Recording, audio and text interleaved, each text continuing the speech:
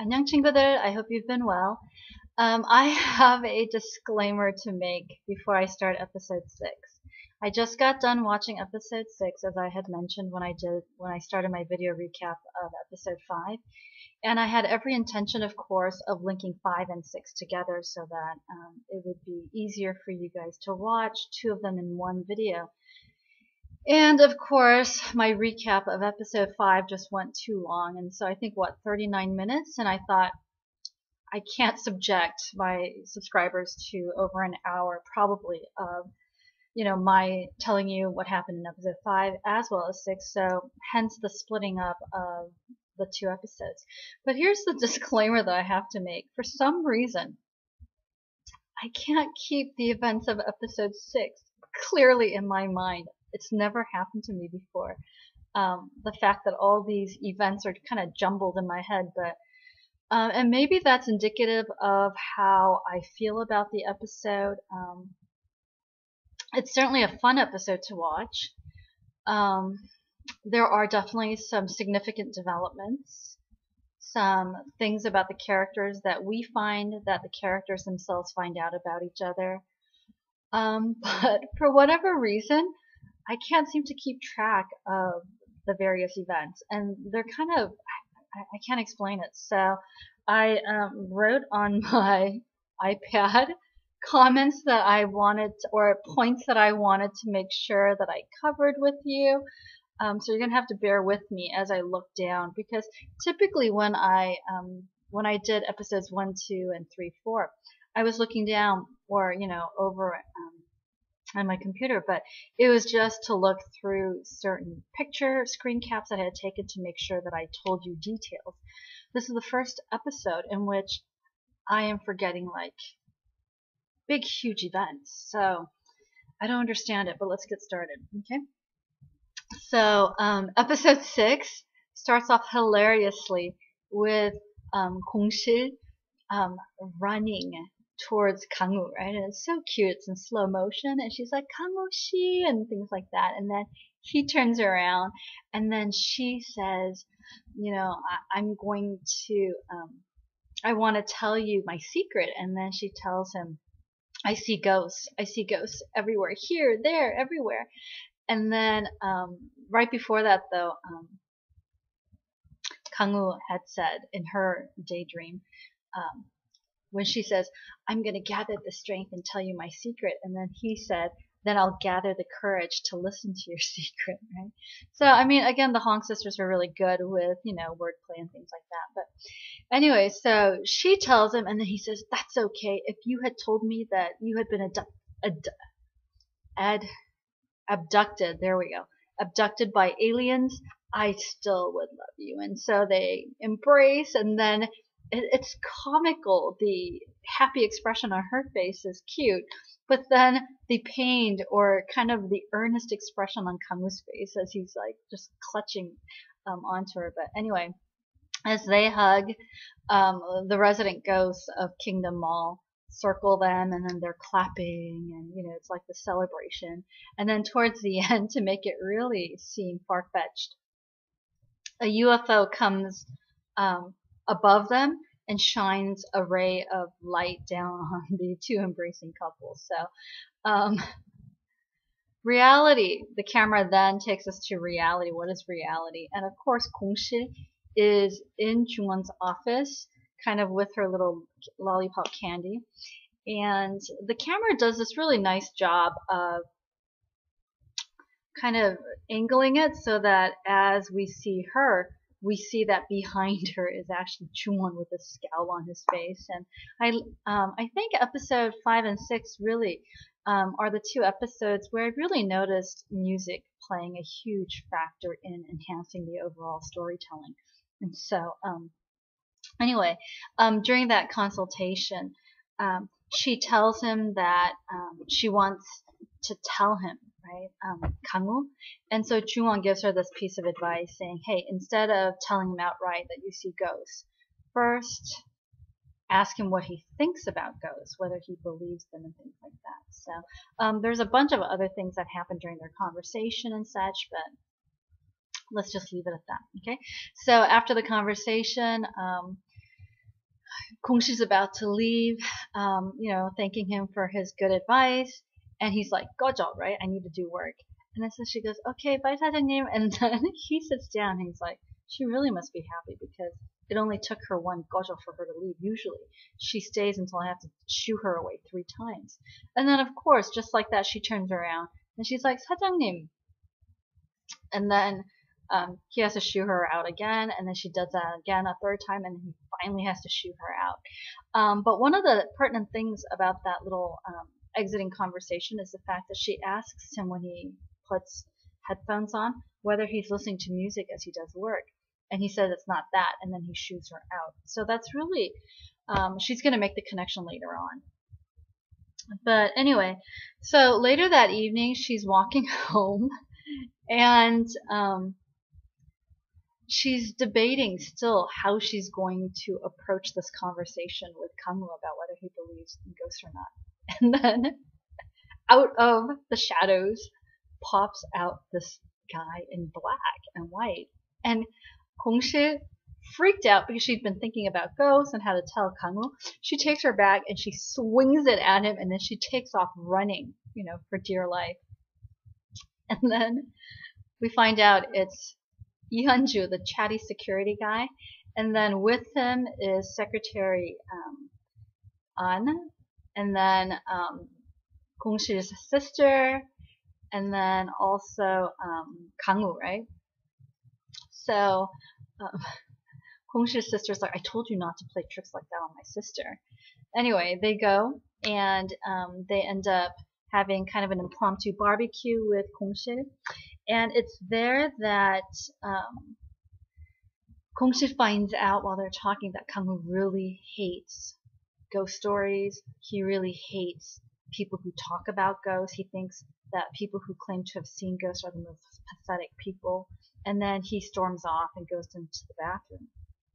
And so throughout that exchange, though, we find that he really doesn't. There's something behind Kang-woo that causes him to have this kind of adverse reaction to ghosts in general. The other thing that we find out through the barbecue dinner is that Secretary An then during that time calls the vice president, and she reports that Kong-shi lives in like a really rundown place.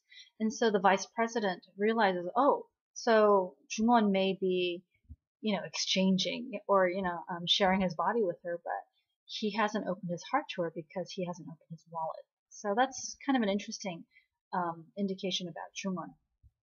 So while the staff of Kingdom Mall are having their impromptu little barbecue, Jung-won on the other hand is having dinner with his gomo or aunt on his father's side and Tae Il-dong. So it turns out that the gomo is really intent now on fixing Jung-won up with Il-dongi, right?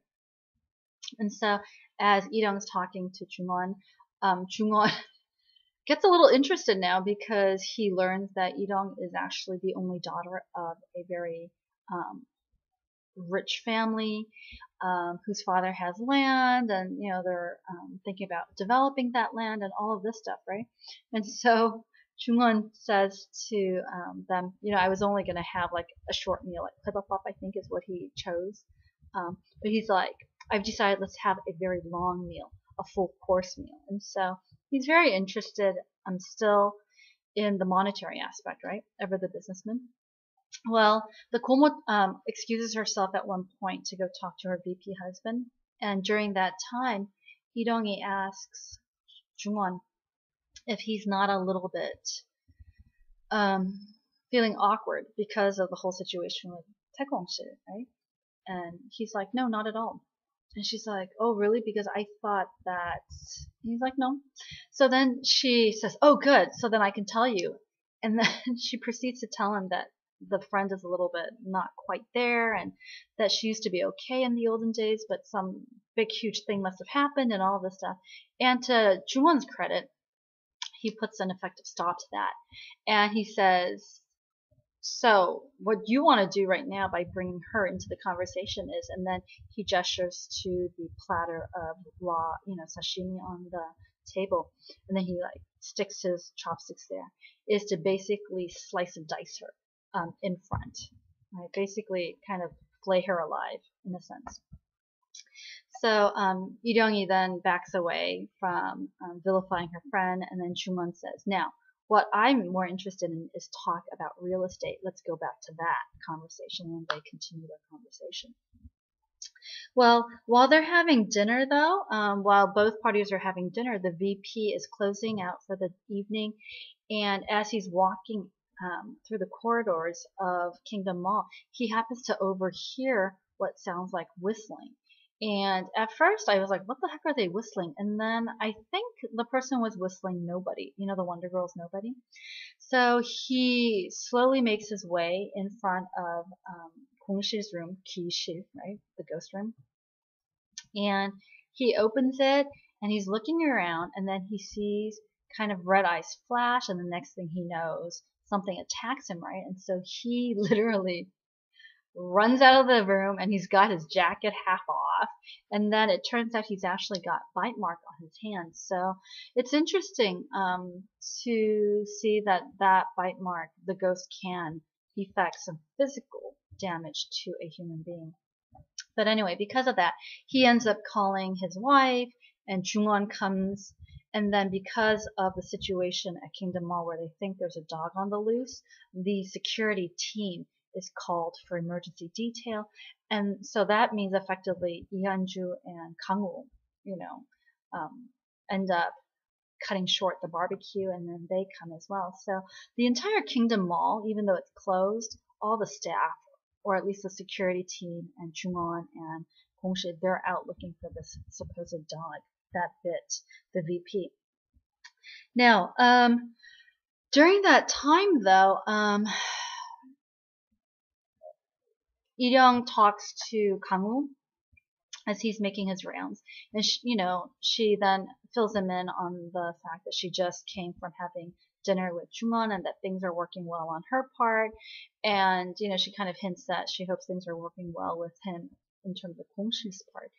And then their interactions are always kind of cute because they're always talking very casually to each other and things like that. And so she says, "Hey, by the way, are you getting overnight pay or overtime pay?" And then he says something like, "Hey, your car's parked in the garage, right? Just go straight that way, and then you'll see the elevators and you can take it down to the garage." And she's like, "Hey, aren't you gonna walk me all the way down to the garage?" And he makes this parting comment of, "I need to find that dog, and in order to earn my overtime pay." And so he leaves her there, and she walks to the elevator. And as she's walking to the elevator, though, we see that there's actually a physical human being in Kingdom Mall hiding. And when she drops her clutch and her wallet falls out, the guy dressed completely in black scurries over, bumps into her in his attempt to grab the wallet. But he's not able to grab it, and Lee-young sees him face to face, and from her shot, her legs just kind of completely give out, and she screams, calling then Kangwoo back to see what's wrong with her. So in that time, though, Jungwon is talking with Kongshil at her office because they know that the dog supposedly came out from her office. And you see Jungwon doing this because he's like, if we can't find that dog tonight, that means we can't open Kingdom Mall tomorrow morning. That means there's no summer festival that can happen. And tomorrow that summer festival was designed purposely to bring all these people like crowding into our mall so that they can spend lots and lots of money. And he's just miserable, right? And so Kongshi decides, she's like, don't worry, boss, your summer festival will be able to go as planned. I'm going to help you find that dog. And then she's looking around, and during that time she discovers two things, or she discovers one, and I think Jungwon discovers the other. The first is that they discover there's actually a physical dog collar with dog tags that say piercing on it. And piercing is literally the phrase that the Korean military use. They'll go piercing in pretty much the same way that like the Marines in the United States will say things like Semper Fi and things like that. So that's the first thing they find. And the second thing they find is that this is what Kongshi finds, because she belatedly remembers, oh, I wonder if the burglar ended up taking my candy, the one from Kangwoo, right? So she looks for it, and then she finds it on the floor, and then she's like, oh, here it is. And then as she picks it up, she notices that it's split in half. And so, her face crumbles and she looks like she wants to cry. And because in her mind, symbolically, it doesn't bode well for her and Kangwoo, right? So anyway, she tells Jungwon that she'll help him find the dog, and so she looks and she's like, "Oh wait, I have a great idea." And so Jungwon's like, "What is it?" Right? The camera then cuts to her, like going "Pisuna, Pisuna," like calling for the dog, and she basically took two pencils and on it she stuck two sausages. And Jungwon's like, I thought you had this really great plan. What, is it just these two sausages? That was your plan? And then she says, but dogs, like these a lot. So they're going around looking for this dog, and they actually do find the dog because as the I guess as the intruder or the burglar, dressed all in white, had bumped into Idong, he then, in panic, runs out and he tries to exit the Kingdom Mall building. And the door that he chose to exit, it was locked already, and so it's rattling.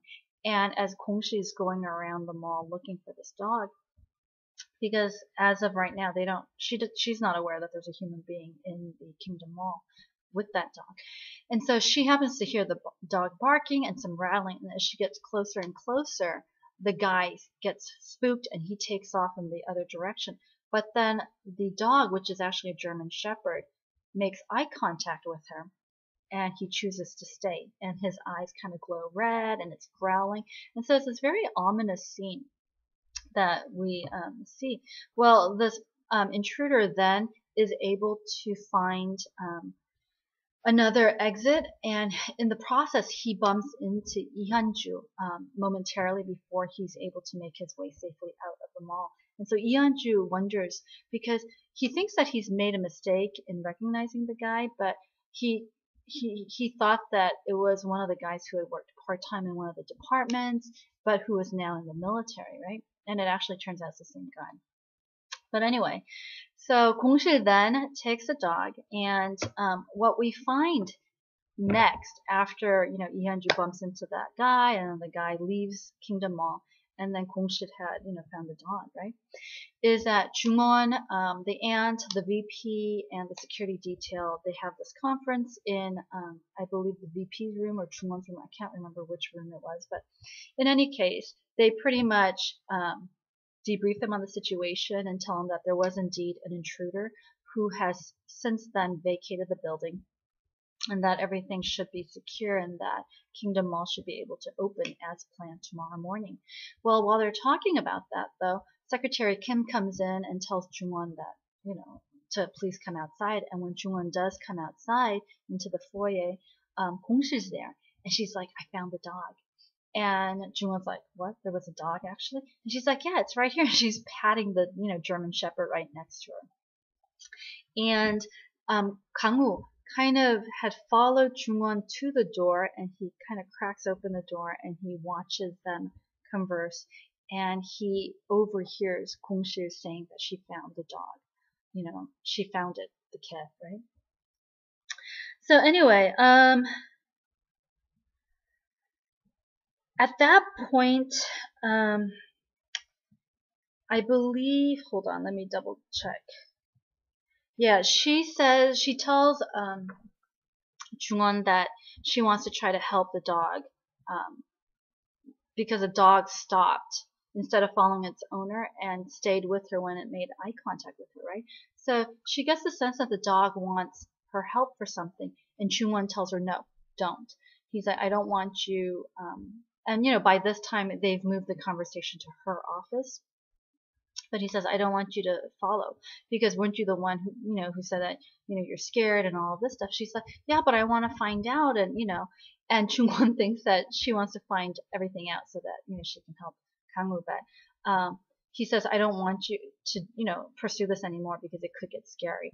You should be at the hospital right now and blah, blah, blah, right?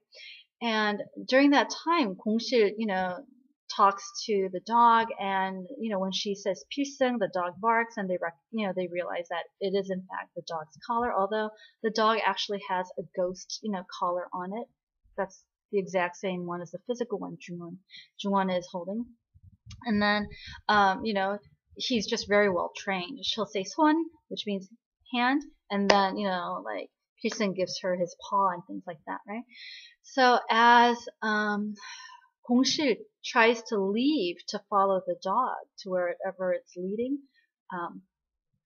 Jungwon kind of holds her back, and of course, once he makes physical contact with her, the dog spirit just kind of goes poof in the air. And then it's so cute because Gongshi says, "Boss, you do care about me. You're looking after me." And then she like pats her arm where his hand is still, and then he jerks it away. And he's like, $100. You touched me. And then she smacks him she hits him on the shoulder. She's like, "You said you were going to give me a discount." And then he says, "Fine, $50. And then they move on. But anyway, she decides not to pursue the dog, of course. And then as she's walking out of Kingdom Mall for the evening, Kangwoo happens to, see her. And then, she was walking with the candy cane, and she, when she sees Kangwoo, she didn't want him to know that it had broken, and so she puts it in her back pocket. Well, Kangwoo then says, "I overheard you and the boss talking. What were you talking about?" Because we looked at the CCTV and there wasn't any dog in the footage, right? But you said that you found a dog. And she said, "Oh no, you misunderstood. I wasn't saying dog. The president wanted me to look for something and a little boy, and I was telling him that I have found the boy." And "ke" can also mean that, or that kid, or whatever. And so she's trying to convince him that what he heard was not her saying dog, but saying that kid. And so Kangwoo, of course, there's a reason why he's this crack security guy at such a young age, right? He says, "Fine, let's just say that I misheard," right? He's like, "What did you just hide behind your back when you saw me?" And he's like, "How are you going to explain that away? Are you going to try to fabricate something else as well?" And then Gongshi gets really, like sad, and she pulls out the candy and she shows it to him and says, "I'm so sorry, but, I broke your candy cane." And then she's like, "I'm really sorry." And then she bids him good night, and then she leaves. And of course, Kangwoo feels like a total heel for having chewed her out, right? So anyway, later that night, he goes up to the roof where Gongshi lives after making his report to the boss. And he says that, the incident today wasn't anything related. It didn't feel like it was related to, Jungwon at all. And then he goes upstairs and he apologizes to Tae-gongshi. And he then tells her that the reason why he yelled at her like that at dinner was, because he apologizes first for the incident at the Kingdom Mall, and then also for the dinner incident where he yelled at her about the ghosts and such.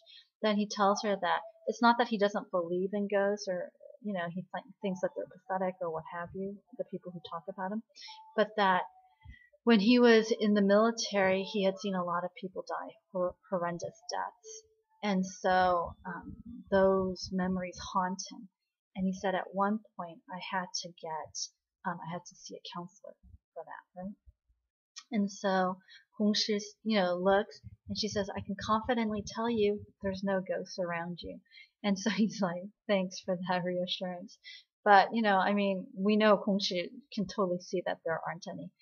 And then, he asks, he tells her, don't put any particular meaning into the fact that the candy cane or the lollipop broke. And he's like, candies are supposed to be broken and eaten.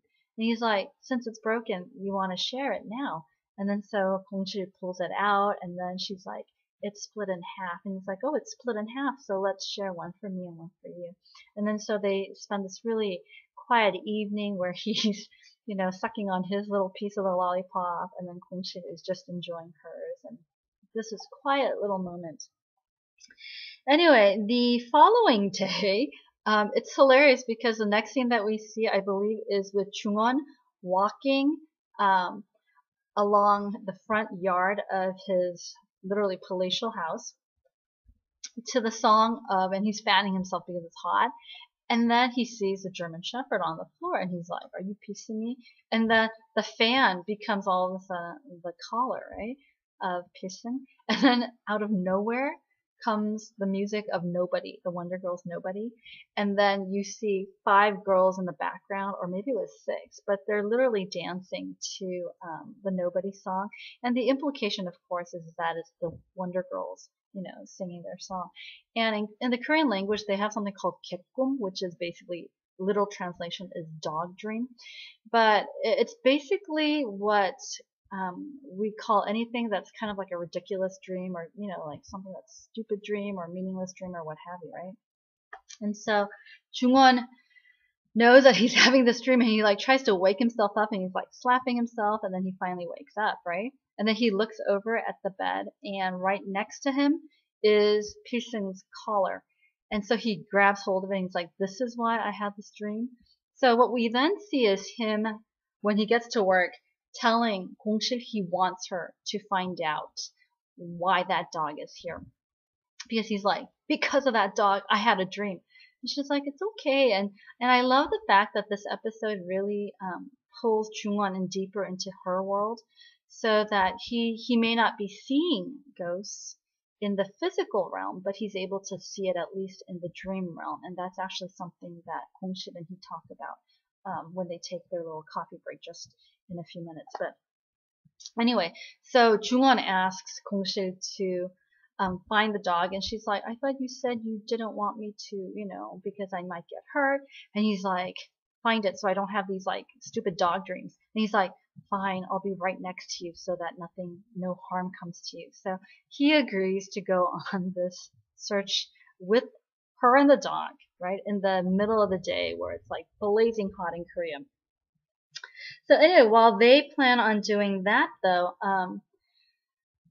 Lee-young shows up at Kingdom Mall with VVIP musical tickets, and she gives it to Kangwoo. She goes to the security department, and she, personally gives it to Kangwoo.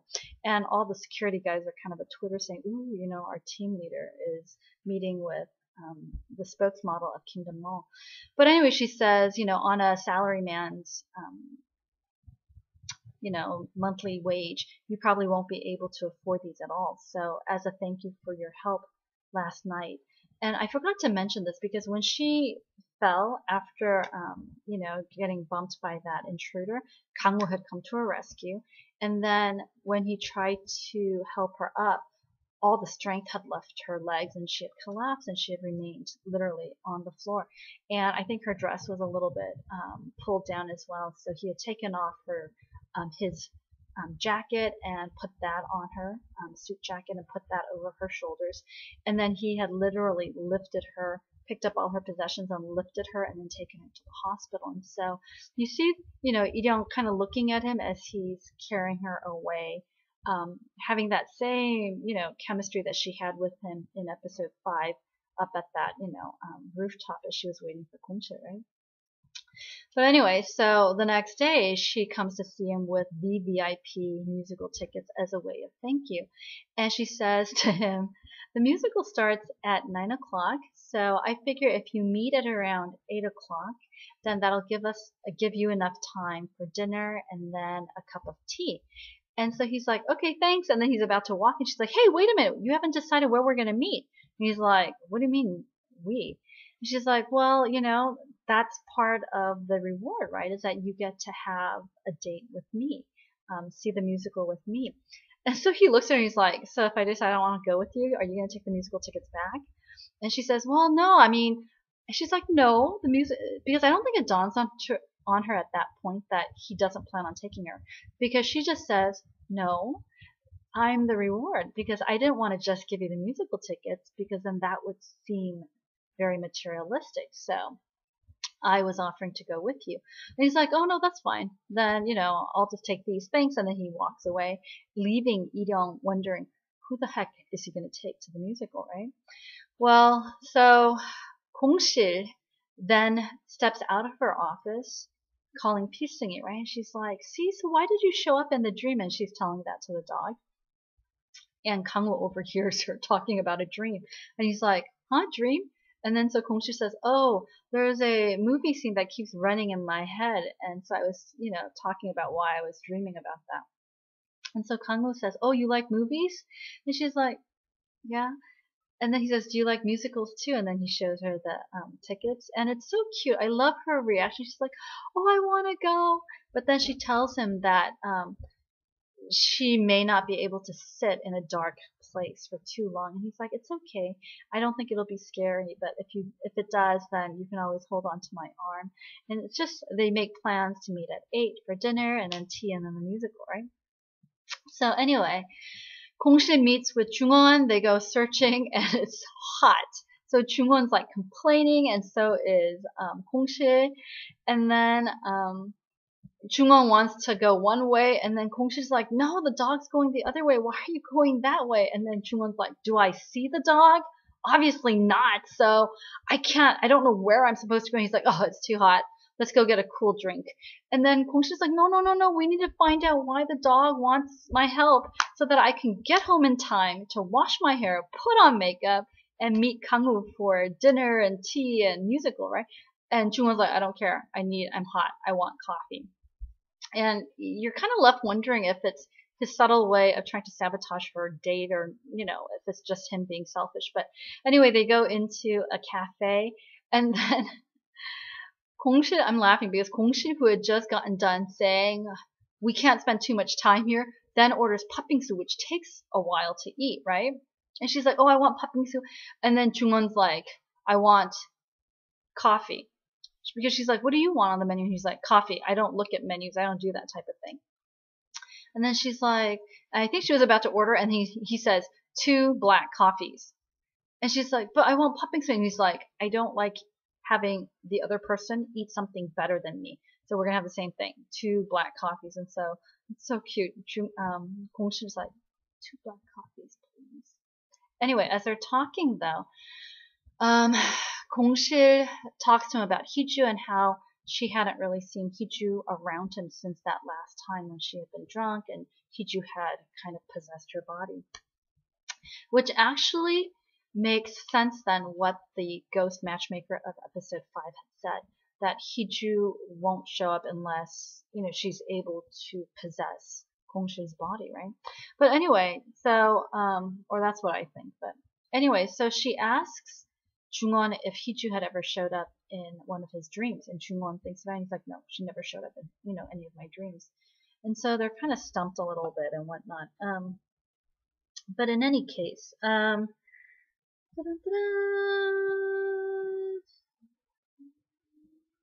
they then make their way to the furniture store because that's where the dog takes them. And he then learns that the guy that they're chasing is actually a deserter from the army, and he has in his possession a rifle. And the backstory to this particular ghost dog is that it was a military dog, and the intruder was the one responsible for taking care of Pisung and training him and all of those things, right? And so, the intruder had told his dog, he said, hey, Pisung, if it hadn't been for you, I don't think I would have made it through my 3 years of military, or my 2 years of military, service. And then, you see scenes of him dancing with Pisung and saying, hey, every soldier should have a favorite girl, band or a girl group. And he's like, ours is going to be the Wonder Girls. And then, they would sing Nobody and things like that. And so whenever Nobody is played, Pisung dances. And that's how Jungwon, after his dream when he had gone to tell Kongshi that they're going to find that dog, he had played Nobody. He pulled out his cell phone, he said Nobody, and then as the song started playing, Pisung showed up. And Kongshi was like, oh my gosh, there's Pisung, he's dancing. Well, anyway, he finds out through Secretary Kim that the intruder is actually an army deserter and that he has a rifle in his possession. And so at that point, Jungwon pulls Kongshi away and says, we're going to let the police and the SWAT team take care of this because the guy has a gun. And she's like, but 사장님, did you see how sad Pisung looks? He's crying. And Jungwon then says, I think you've been among the dead for too long. This is the land of the living. He has a gun. Very dangerous. It can hurt us. And so he makes to grab her and pull her away, and she evades his touch. And it's the first time really where she evades his touch, because earlier on in the episode, when she had told him, I don't wanna deal with the dog. I'm just gonna pretend not to see its plight, and I'm just gonna go about my life and be normal and go on my date with Kangwoo. And when she had tried to touch Jungwon to try to dispel the dog, Jungwon had backed away, right? Well, in a reversal of that scene, as Chungwon reaches to grab her, she pulls her hand away so that he can't touch her, and in essence, basically dispel, make Pisun disappear, right? And he had said to her, when I tell you come, come. When I tell you go, go. Just listen to me. And she says, I'm just going to choose to be a crazy woman then. I guess, I'm a lost cause. She's like, I'm going to help Pusing. And then she turns around and walks back in, or runs back into the furniture store.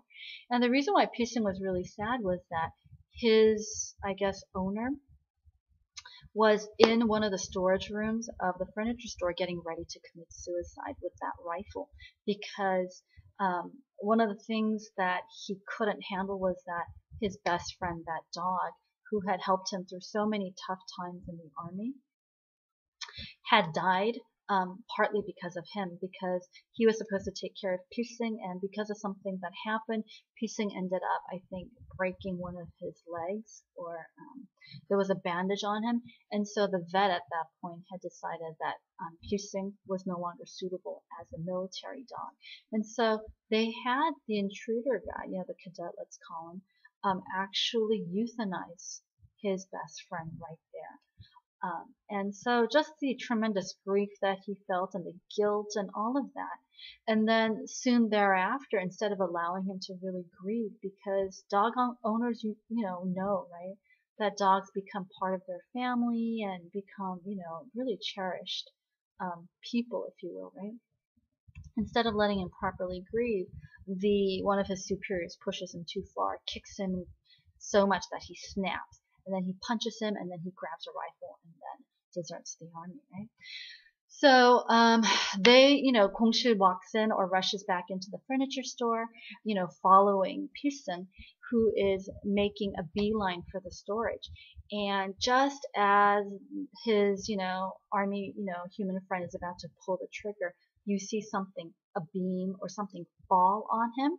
And I think it was Pisung's spirit, causing that to fall. But then it causes the guy to misfire, so that it doesn't end up killing him, but it's just a random shot. And at that point, though, all mayhem breaks loose.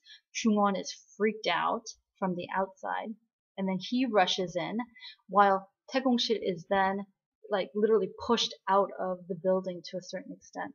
So Chungwon doesn't see that Gong-sil has left the building or is being rushed to safety, and he goes up to the second floor, and he comes literally face to face with the guy and the rifle. And there's just this incredibly charged moment, and then he talks the guy down into lowering the rifle, and the guy says, I wasn't planning on harming you, my beef is not with you, and he sits down, and Chungwon, instead of just escaping, he turns around and says to the guy, how about you and I walk out of here together? And you're like, oh, what a guy, right? But anyway, so the guy's like, no, I'm going to stay here. And then Chungwon, clenches the dog collar, and he says, do you know Pisung? And then the guy's like, how do you know Pisung? And then at that point, Chungwon basically pretends that he can see Pisung, and he says, I know that he's your dead dog from the army. Pisung's right there with you, right next to you. And as the guy is just crying, Chungwon says, Pisung wants you to know that he's been with you this whole time. And the guy's like, even after I made the mistake that cost him his life, he's still loyal to me. And then Chungwon's like, he's holding his paw like this. And then the guy flashes back to how that was how Pisung used to comfort him, right? And so he's like, are you comforting me now? Pisung's saying that everything's okay. And as Chungwon's talking to this guy, Gong-sil is behind them taking in the scene, and even though Chungwon can't actually physically see Pisung, Gong-sil can, and basically Pisung's doing exactly what Chungwon is telling the guy, right? So anyway, the SWAT team eventually come into the building. They cart him out, they handcuff him and all of this stuff. And then before the guy gets shoved into the police car, he hears the song of Nobody, Nobody, and then he smiles because up until then he had been really nervous. He smiles and he's like, thanks, Peachson. And then he goes in, right? Well, back in the furniture store then, Chung-won refuses to leave until the media has left the premise. And so he tells the store owner that they're going to stay there on the pretense of looking at furniture because he liked the furniture from that place a lot. And the store owner is ridiculous. He's like, okay, so the sofa? He's like, would you like to see the bed? And Chung-won's like, no, I don't want to see the bed. Just leave us alone, right? But anyway, they plop down, and then Gong-sil asks him, that promise that you made him, are you going to, keep it? And then we flash back to how Chung-won, right before the cadet was, or the recruit had been, handcuffed out, he had told him, he said, once you've served your time, come back, see me, and I'll make sure I have a job ready for you because I know that with the record, it's going to be hard for you to get a job. And so, Chung-won says, that dog is really a loyal dog looking after its owner because not only did it make sure that the owner, no harm came to the owner, but it not only pulled you in, but it pulled me in so that I would offer him a job later on and secure his post enlistment time, right? And then Gong-sil's like, yeah, and I love the fact that he really is getting slowly pulled in more and more into her world. So anyway, there's this scene though where Gong-sil then hands him a clipboard while they're waiting for the media to leave, saying that the furniture store had asked her and him to sign a waiver form saying that they're not going to be held responsible for anything that happened, emotional damage and all of those things, right? And so Gong-sil says, to me it doesn't matter, but I know that you're very particular about things like that, so you should probably read over it and then sign it, because he's like, Mike, you know how expensive my signature is. Well, he asks her then to read it line by line for him, and then she says, well, can't you read? And he says pretty much, I'm not able to read. So there's a play on words there where she says, can't you read, in the sense of you can't read at all, and then he changes that to indicate that he can read, he just can't read now. I don't know if that makes sense. And then in a very vulnerable moment, he shares with her what happened during that kidnapping, where every 30 minutes the kidnappers had forced him to read from this book, this ridiculous book. But that book, in every chapter someone died, and as he was reading through it, he said that I wondered who else was going to die. Every time the page was turned, I wondered who else was going to die. And then I wondered to myself, when the book ended, would I be next, right? And so that kind of horror, he says, after that incident, I haven't been able to read properly. And so Gong-sil says, is that why you listen? And then she's like, oh, so Secretary Kim records everything for you to listen, right? So then she says, okay, well, I'll read it for you, because Chung-won has to find, I'll have Secretary Kim read it for me, right? And so she takes it and then she reads it. And at first she reads it really loud. So Chung-won irritatingly looks at her and he's like, I can't read, okay? I'm not deaf. So then she, in a much more mellow voice, proceeds to read. And he's like, are you reading me a fairy tale or children's, story? And so she's like, okay. And then she just reads it normally. And he's like, that's too fast. And then so she's like, okay. And then so she tries to read it. And he's like, that's too low. And he's like, look, try to read it in the key of E. He's like, do, re, mi, C, D, E, read it at that pitch. And then she tries to read it. She can't. And then he looks at her and he's like, you can't sing well, can you? And then they share this really kind of fun moment. But as they're waiting for the police, the media to leave, and Secretary Kim to come, one of the things that Gong-sil talks to Chung-won about is how she hopes that she kind of wistfully, says, it's too bad that I can't be that kind of safe haven for you, where when you touch me, all the scary letters aren't scary for you anymore, and you're able to read again, right? And Chungwon at that point had kind of scoffed at her and things like that. But as the day gets longer and Gongshi falls asleep on the couch while waiting for everything to calm down, Chungwon looks over and he sees her, and then you see him reach over and touch her hand and then attempt to read the waiver form on the clipboard. And the camera shows that the letters aren't fuzzing up or, juxtapositioning themselves or anything like that. So there's an indication that it's, his touching her actually works on some psychological level.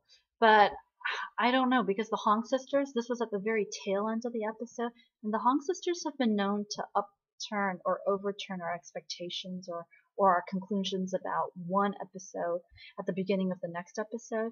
So I'll be curious to see in episode 7 whether his touching her actually does prevent the letters from getting all jumbled up. Because then that means that he's beginning to feel psychologically safe with her there as well. And then, after he looked at the clipboard and he looks over at her, the episode really ends with him leaning over as if to kind of kiss her. But again, the Hong sisters are notorious for having this great cliffhanger and then the beginning of the episode totally overturn our expectations. So I don't know if I think it's going to be something where he stops himself, or I don't know. But from the trailer or the preview of episode 6, I had high hopes that their romance was gonna get higher. But from what looks like the preview of episode 7, I think we're still gonna be playing that whole game of like, does he or does he not really like her and all of that stuff. So that's how episode 6 ends. The only thing that I didn't mention towards the tail end of the episode was the fact that Kang-woo is waiting for Gongshi at the musical. And as he's waiting, he kind of is looking for her and he's like, oh, did I come too early maybe? And so he's just anxiously waiting for her. And who should walk by but Lee-young, right? So she had her manager buy 2 extra tickets so that the manager and Lee-young can attend. And Lee-young wants to basically see who Kang-woo brings to the musical, right? And then she overhears him talking to his boss, the 회장님 or Jung-won's father, saying that he doesn't want to continue to investigate Taegong-shi, right? Because he just doesn't feel right about lying to her and deceiving her. And he's like, I hope you understand that, sir. And then he hangs up. And then Lee-young comes up and she's like, so, are you investigating Jung-won? And then that's how their situation ends as well. So, anyway, I apologize. Whew, it's 48 minutes. I'm going to stop here. Hopefully, if you were interested in episode 6 enough to watch the whole recap, God bless you, man. So anyway, I will see you next week for episodes 7 and 8. Until then, take care, everyone. Bye.